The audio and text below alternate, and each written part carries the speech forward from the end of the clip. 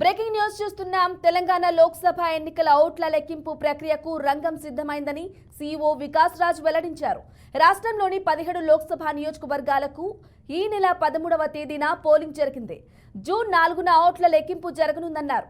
మొత్తం 119 అసెంబ్లీ సెగ్మెంట్ల పరిధిలో లెక్కింపునకు 1855 టేబుళ్లు ఏర్పాటు చేయాలని నిర్ణయించారు. అత్యధికంగా 3 అసెంబ్లీ నియోజకవర్గాల్లో 24 రౌండ్లు, అత్యల్పంగా 3 చోట్ల 13 రౌండ్లలో ఓట్ల లెక్కింపు పూర్తవుతోందని చెప్పారు.